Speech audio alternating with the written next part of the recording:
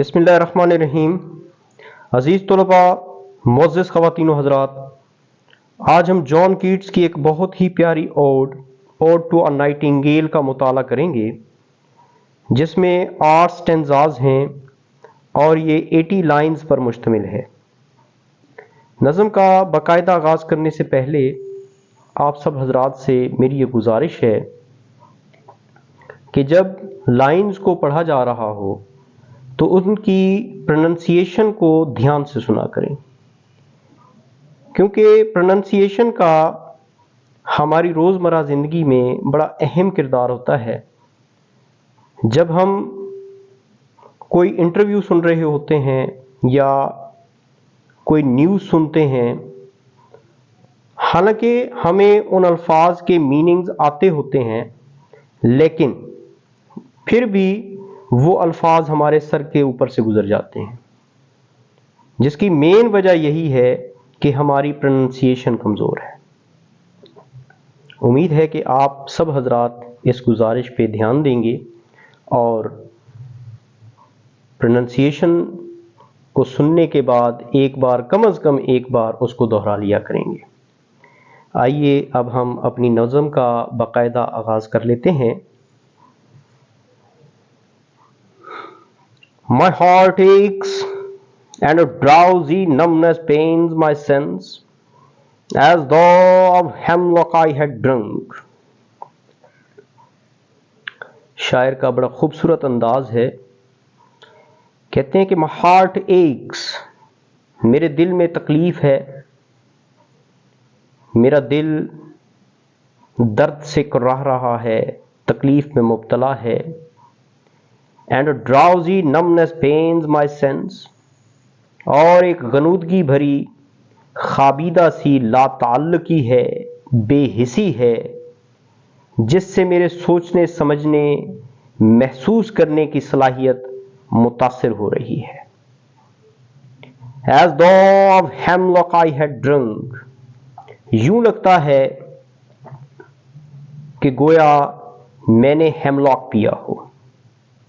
خواتین و حضرات، ہیملاک ایک زہر ہے جو ایک زہریلے پودے کی جڑ کے رس سے حاصل ہوتا ہے، اور یہی وہ زہر ہے جو ایک نامور یونانی فلسفی سوکراتیز یعنی سقراط کو اس الزام کی سزا میں پلا دیا گیا تھا کہ وہ اپنے زمانے کے نوجوانوں کو گمراہ کر رہا تھا۔ یہاں شاعر نے ہیلنزم کا بڑا خوبصورت استعمال کیا ہے۔ ہیلنزم کا مطلب ہوتا ہے گریک ریفرنس، یعنی کوئی ایسی بات کا ذکر کر دینا جس کا تعلق یونانی قصے کہانیوں سے جا ملتا ہو۔ نیکسٹ لائنز کو دیکھتے ہیں۔ Or emptied some dull opiate to the drains 1 minute past, and lethe wards had sunk۔ یہاں پہ ایک بار پھر شاعر نے ہیلنزم کا استعمال کیا، لفظ لیتھی استعمال کر کے۔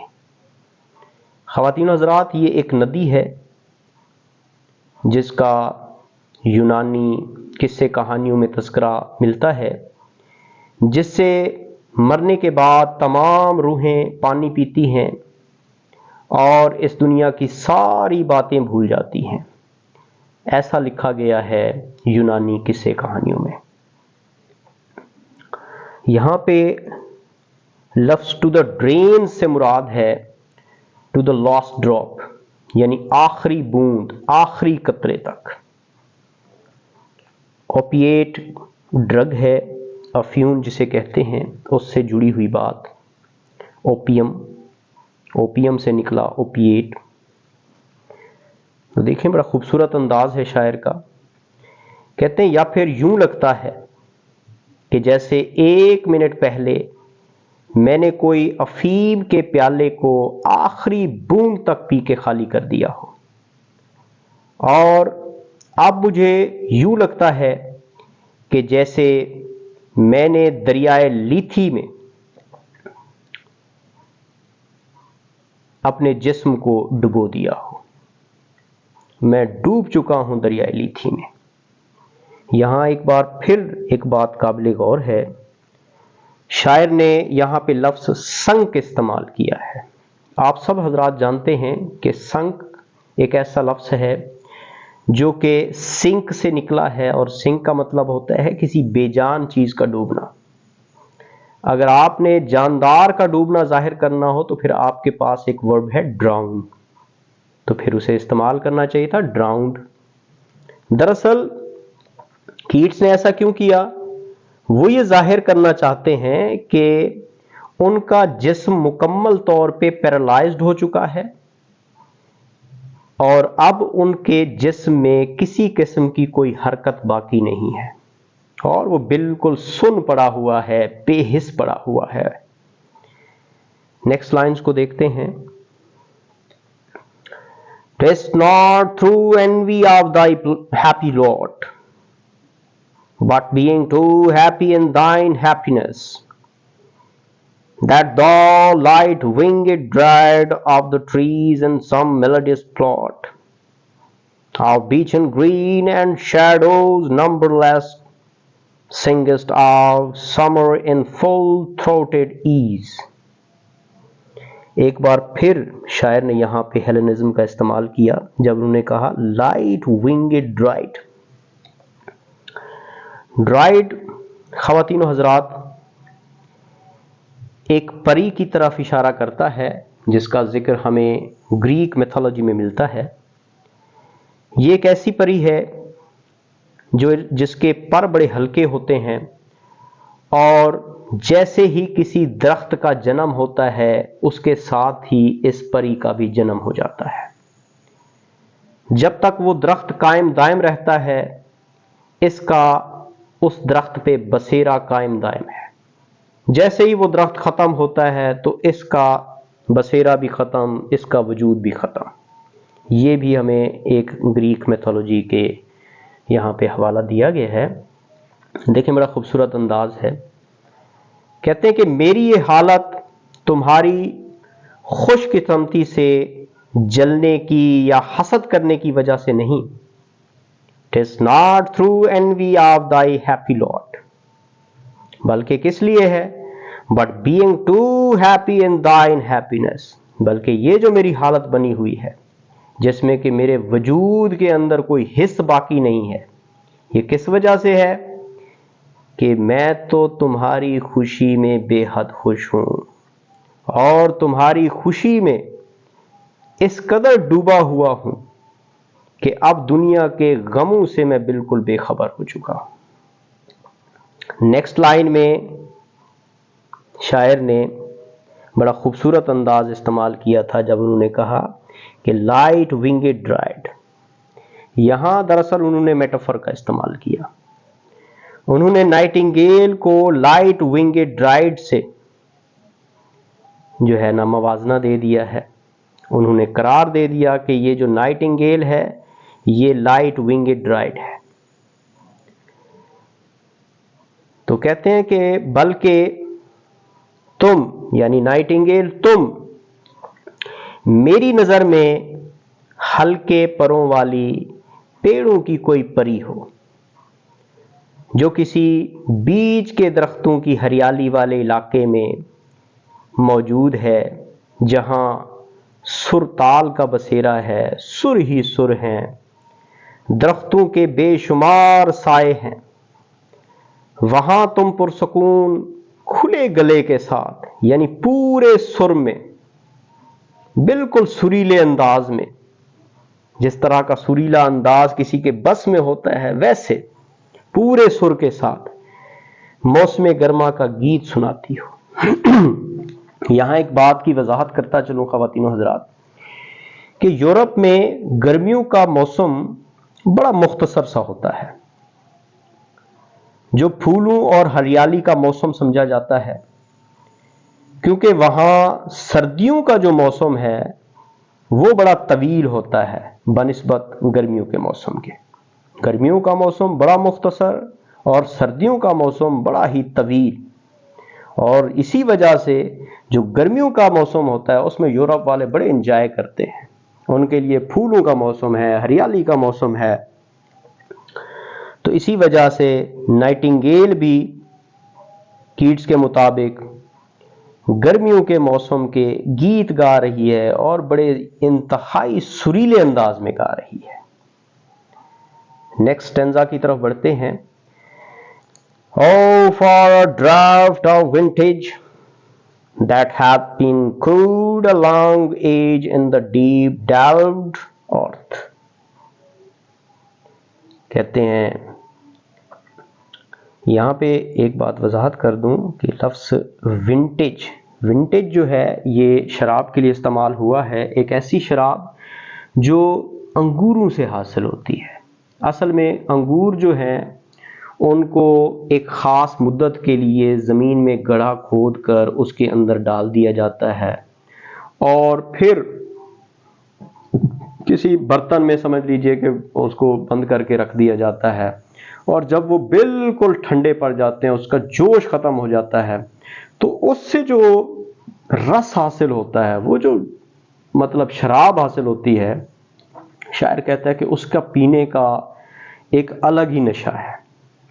تو اس لیے وہ یہاں پہ خواہش کر رہے ہیں، یعنی would that کاش for a draught of vintage، یعنی کاش کے انگوروں کی شراب کا ایک گھونٹ مل جاتا. کیسی شراب ہے؟ وضاحت کر دی گئی ہے. that hath been cooled a long age in the deep delved earth، کہ جسے زمین میں گہرا گڑھا کھود کر لمبے عرصے کے لیے رکھ دیا گیا ہو اور وہ بالکل ٹھنڈی ہو پڑی ہو، بالکل ٹھنڈی، یعنی اس کے پینے سے ایک ٹھنڈک کا سا احساس ہوتا ہو. اور پھر tasting of Flora and the country green dance and Provencal song and sunburnt mirth. بڑا خوبصورت انداز. کہتے ہیں کہ پھر اس شراب کے پینے کے بعد یوں لگے جیسے انسان نے ایسی کوئی شربت پی لی ہو کہ جس سے پھولوں کی سی مٹھاس ہے، خوشبو آ رہی ہے، اور پینے کے بعد یوں محسوس ہو رہا ہو کہ انسان گاؤں کی پرسکون ہریالی میں بیٹھا ہوا ہے اور وہاں پہ من چلے سے انداز میں اس کا پورا بدن جھوم رہا ہے. اور پھر یہ کہاں پہ ہے؟ دیکھیں نیکسٹ لائن میں بڑی وضاحت کر دی گئی ہے کہ for a beaker full of the warm south. اچھا وہ پہلے اس کا بھی تذکرہ کر دوں پروونسل سانگ کا، کہ پروونسل بیسیکلی پروونس ہے، ایک علاقہ ہے جنوب مشرق میں فرانس کے، کہ جس کی سرحد ایک طرف تو اٹلی سے ملتی ہے اور دوسری طرف جو ہے وہ میڈیٹرینین سے ملتی ہے. تو وہاں کے لوگ جو ہے نا اس قسم کی شراب کو پیتے ہیں اور بڑے مست رہتے ہیں اور مستی بھرے گیت گاتے ہیں، جھومتے ناچتے رہتے ہیں. تو کہتا ہے اور یوں ہی، اور ایسے لگتا ہے، یوں لگتا ہے جیسے فرانس کے جنوب مشرقی جو علاقے ہیں جن کو پروونس کہا جاتا ہے، اس علاقے میں جو گایا جانے والا گیت ہے، رومانوی گیت، جیسے میں وہ سن رہا ہوں، ایسے لگتا ہے اس شراب کو پینے کے بعد. اور ایسی خوشی محسوس ہو رہی ہے جو ساحل سمندر پر سورج کی کرنوں کی تپش سے ملتی ہے. آپ نے اکثر دیکھا ہوگا کہ لوگ جو ہیں وہ بیچز پہ سوئے پڑے ہوتے ہیں، سورج کی تپش لے رہے ہوتے ہیں، اور ان کا یہ ماننا ہے، ان کا کیا ماننا ہے، سائنس بھی اس چیز کے بارے میں تحقیق کرنے کے بعد یہ آپ کو بتاتی ہے کہ سورج کی جو روشنی ہے وہ جسم کے لیے انتہائی ضروری ہے. دیکھیں یہ کتنی بڑی اللہ تعالیٰ کی نعمت ہے. نیکسٹ لائنز کی طرف آتے ہیں. Oh, for a beaker full of the warm south, full of the true, the blushful Hippocrene, with beaded bubbles winking at the brim, and purple stained mouth. بہت ہی خوبصورت انداز. کہتے ہیں کہ کاش، یعنی کاش، would that, I wish، کہ جنوب کی، یعنی جنوب مشرقی فرانس کے علاقے، پراونس، جس کی سرحد اٹلی سے ملتی ہے، میڈیٹرینین سی سے ملتی ہے، وہاں کی شراب کا ایک پیالہ مل جائے جو بالکل خالص ہو، پیور ہو، ٹرو، بالکل خالص ہو، اور شاعری لکھنے کے لیے ویسی تحریک پیدا کرے جیسی تحریک ہپوکرین آبشار کے گلابی پانی پینے سے شاعر کو ملتی ہے. یہاں پھر ایک یونانی جو ہے نا حوالہ دیا جا رہا ہے، ہپوکرین. ہپوکرین یونانی قصے کہانیوں کے مطابق یہ ایک ایسی آبشار ہے کہ جس کے گلابی پانی کے پینے کے بعد شاعر کے جذبات ابھرتے ہیں اور وہ بڑی باکمال قسم کی شاعری لکھتا ہے، بڑی یوں کہیں کہ مترنم شاعری، ترنم سے بھری شاعری لکھتا ہے. ایسا ماننا ہے یونانی میتھالوجی کا، یونانی قصے کے کہانیوں کے مطابق لوگوں کا ماننا ہے یہ. تو دیکھیں بڑا خوبصورت انداز. کہتے ہیں کہ بس یہ جو پیالہ ہے ہپوکرین آبشار کے گلابی پانی سے بھرا ہوا، اس قدر وہ بھرا ہو کہ اس کی تاثیر سے موتیوں جیسے بلبلے پیالے کے کنارے پر پھوٹ رہے ہوں، وہ ونک کر رہے ہوں، آنکھ مار رہے ہوں، پھوٹ رہے ہوں، اور اسے پی کر میرے منہ یعنی میرے ہونٹوں کا رنگ بھی گلابی ہو جائے. کتنا خوبصورت انداز ہے. آخر میں کہتے ہیں that I might drink and leave the world unseen and with thee fade away into the forest dim. کاش کہ میں اسے پی پاتا. یہ جو ہپوکرین ہے، یہ جو آبشار کا گلابی پانی ہے جس کے ساتھ تشبیہ دی جا رہی ہے اس شراب کو، کہ کاش میں اسے پی پاتا اور اس دنیا کو ان دیکھے رخصت ہو جاتا. خواتین و حضرات، دنیا نے کیٹس کو اس قدر غم دیے ہیں کہ اب وہ یہاں لمحہ بھر بھی رکنا نہیں چاہتا. وہ چاہتا ہے کہ بس کچھ ایسا ہو جائے کہ وہ اس دنیا سے چل بسے. پہلے تو دیکھیں، جب اس کی میں بایوگرافی پڑھاؤں گا تو اس میں بڑی ڈیٹیل کے ساتھ آپ کو سب کچھ بتاؤں گا. مختصراً سا میں یہاں پہ حوالہ دے دیتا ہوں کہ بچپن میں ہی کیٹس کے والد کا سایہ اس کے سر سے اٹھ گیا. پھر ماں نے دوسری شادی کر لی اور بالآخر دنیا سے وہ بھی چل بسی. بھائی بھری جوانی میں، ٹام جن کا نام تھا، بھری جوانی میں چل بسا. اس کو ٹیوبرکلوسس تھی، ٹی بی تھی. کیٹس کو بھی پھر ٹی بی تھی. اچھا، کیٹس کی جو بہن تھیں ان کو کیٹس سے اس لیے دور کر دیا گیا کہ جناب کیٹس کو جو ہے وہ بیماری لاحق ہو گئی ہے، ٹی بی کا شکار ہو گئے ہیں وہ. اور بیوی نے عین اس وقت کیٹس کا ساتھ چھوڑ دیا جب اسے اس کے ساتھ کی اشد ضرورت تھی. بس اب اس دنیا سے اس کا تو جی ہی اٹھ گیا تھا. اب انہی لائنوں میں جو ہے وہ بڑے اپنے غم کا بھرپور انداز میں اظہار کر رہے ہیں، اور وہ چاہتے ہیں کہ دنیا سے جس قدر جلد ممکن ہو بس وہ چلے جائیں. اسی لیے تو دیکھیں نائٹنگیل سے مخاطب ہیں and with thee fade away into the forest dim. کہتے ہیں اسی لیے کہ بس نائٹنگیل، میرا یہ دل چاہتا ہے کہ اس دنیا سے کنارہ کش ہو کر میں تمہارے ساتھ جنگل میں کہیں غائب ہو جاؤں، جنگل کے گھپ اندھیرے میں غائب ہو جاؤں، جہاں دنیا چاہ کر بھی مجھے ڈھونڈ نہ پائے، دنیا کے غم مجھ تک پہنچ نہ پائے۔ نیکسٹ سٹینزا کو دیکھتے ہیں، آئیے۔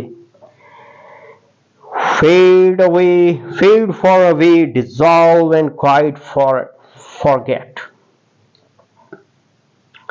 What thou among the leaves hast never known, the weariness, the fever and the fret. بڑا خوبصورت انداز۔ کہتے ہیں بس کہیں دور چلا جاؤں، fade far away، کہیں دور چلا جاؤں، dissolve، غائب ہو جاؤں اس دنیا سے، and quite forget، اور بالکل بھلا دو، وہ سب کچھ بھلا دو۔ نائٹنگیل جس کے بارے میں what thou among the leaves hast never known، کہ وہ یہ چیزیں میں بھلا دوں، وہ ساری چیزیں بھلا دوں جس کے بارے میں تمہیں پتوں کے درمیان رہتے ہوئے کبھی علم ہی نہ ہو سکا، اور نہ ہی اب تک تمہیں علم ہے۔ کہتے ہیں سنو، تمہیں بتا دوں کہ وہ سب چیزیں کیا ہیں جن کو میں بھلا دینا چاہتا ہوں، جو میں چاہتا ہوں کہ مجھے چاہ کر بھی یاد نہ آئے۔ وہ چیزیں کیا ہیں؟ وہ یہ ہے، the weariness, the fever and the fret۔ وہ چیزیں ہیں تھکان، بے قراری، بے چینی اور تکلیف۔ اس دنیا کا ہر انسان، خواتین و حضرات، تھکا ہوا ہے، بے چین ہے، مصیبت زدہ ہے۔ Here where men sit and hear each other groan, where palsy shakes a few sad lost gray hairs, where youth grows pale and spectral thin and dies, where but to think is to be full of sorrow and leaden-eyed despairs۔ اس دنیا میں نوجوان آدمی دیکھیں کس قدر تکلیف میں ہوتے ہیں۔ یہ وہ دنیا ہے، یہ وہ مقام ہے خواتین و حضرات، جہاں لوگ بیٹھتے ہیں اور ایک دوسرے کے دکھ درد کو سنتے ہیں۔ یہ لائنیں بڑی اہم ہیں، اکثر آپ کو یہ کوڈ ہوتی ہوئی نظر آئیں گی۔ یہ والی دو لائنیں خواتین و حضرات، یہ والی دو لائنیں، ہیئر سے لے کر ہیئرز تک۔ کہتے ہیں کہ یہ دنیا ایک ایسا مقام ہے جہاں لوگ بیٹھتے ہیں، ایک دوسرے کے پاس بیٹھتے ہیں، ایک دوسرے کے دکھ درد کو سنتے ہیں۔ آپ نے بھی اکثر دیکھا ہوگا کہ جب بھی لوگ ایک ساتھ بیٹھے ہوتے ہیں تو اپنا اپنا دکھ ایک دوسرے کو بیان کر رہے ہوتے ہیں۔ کسی کو گھر کی پریشانی ہوتی ہے، بال بچوں کی فکر ہوتی ہے، کسی کے مالی حالات ٹھیک نہیں ہوتے، مالی حالات کی وجہ سے پریشان ہوتا ہے، کسی کا کوئی عزیز اس سے بچھڑ چکا ہوتا ہے، اس کا دکھ ہوتا ہے اسے، کسی کا عزیز ہسپتال میں داخل ہوتا ہے، بیمار ہوتا ہے اور اس کے علاج معالجے کے لیے اس کے پاس رقم نہیں ہوتی، اور کوئی محبت میں ناکام بھی ہوتے ہیں، وہ بھی اپنی داستان، اپنے محبوب کے گلے شکوے جو ہے ایک دوسرے کو سنانے بیٹھ جاتے ہیں۔ تو یہ دنیا ایسا مقام ہے جہاں لوگوں کی حالت ہی ایسی ہے کہ وہ جزوی طور پہ یوں سمجھ لیں کہ فالج ہو چکے ہیں، ان کو فالج ہو چکا ہے، لکوہ ہو چکا ہے جزوی طور پہ، ان کا جسم جو ہے جزوی طور پہ سن ہو چکا ہے، اور دنیا والوں کے دیے ہوئے جو دکھ درد ہیں ان کے باعث وہ لاچار ہیں، مجبور ہیں۔ اکثر آپ نے دیکھا ہوگا کہ بڑھاپا آنے پر سر اور ہاتھ جو ہیں وہ ہلنے لگ جاتے ہیں، اور ان کے ہلنے پر لوگوں کو کنٹرول بھی نہیں ہوتا، قابو بھی نہیں ہوتا، وہ خود بخود ہلتے رہتے ہیں، سر دھنتے رہتے ہیں، ایسے ہاتھ کانپتے رہتے ہیں ان لوگوں کے. اور اس عمل سے ان کے جو یوں سمجھ لیں کہ آخری بچے کھچے جو بھورے بال ہوتے ہیں وہ بھی ہلتے رہتے ہیں، کیونکہ سر دھن رہا ہوتا ہے، ان کا سر ہل رہا ہوتا ہے تو بال بھی ہل رہے ہوتے ہیں. نیکسٹ لائنوں میں دیکھیے گا ذرا. where youth grows pale and spectral, thin and dies, where but to think is to be full of sorrow and leaden eye despairs. اس دنیا میں نوجوان آدمی جو ہے وہ پیلا پڑ جاتا ہے، وہ اس قدر کمزور اور دبلا پتلا پڑ جاتا ہے، ہو جاتا ہے کہ دیکھنے والے کو وہ بھوت دکھنے لگتا ہے، ایسے لگتا ہے جیسے بھوت ہو، ہڈیوں کا ڈھانچہ، شکل پیلی زرد سی، اور بالکل مرنے کے قریب، اور بالآخر اسے موت آ ہی جاتی ہے. Dies and dies. اسپیکٹر سے مراد یہاں پہ جو ہے گھوسٹ ہوگا. تو یہاں پہ اگر ہم غور کریں تو کیٹس جو ہیں اپنے چھوٹے بھائی کی تصویر پیش کر رہے ہیں جو کہ جوانی میں ٹیوبرکلوسس یعنی ٹی بی کا شکار ہو گئے تھے اور بالآخر وہ مر گئے تھے. تو یہ دنیا ایسی ہے جہاں کوئی سوچنے بیٹھے تو دکھوں سے بھر جاتا ہے، دکھ ہی دکھ ہیں، آنکھوں میں آنسو آ جاتے ہیں، آنسو تیرنے لگتے ہیں، اور دیکھتے ہی دیکھتے جناب رو پڑتا ہے انسان، اس کی آنکھیں آنسوؤں کے باعث بھاری ہو جاتی ہیں، مایوس سا ہو گیا ہے دنیا کے تکالیف سے، دنیا کے بے حس لوگوں کی وجہ سے، ان کے بے حسی والے رویے کی وجہ سے. آخری لائنیں دیکھیے گا. where beauty cannot keep her lustrous eyes, or do love pine at them beyond tomorrow. اس دنیا میں خوبصورتی آنکھوں کی چمک برقرار نہیں رکھ سکتی. یہ بھی ایک المیہ ہے. یا پھر یوں کہیے جناب کہ نئی محبت کی جو تڑپ ہوتی ہے ان آنکھوں کو مستقبل کے سہانے خوابوں سے جوڑ دیتی ہے. یہاں ایک بار پھر کیٹس جو ہیں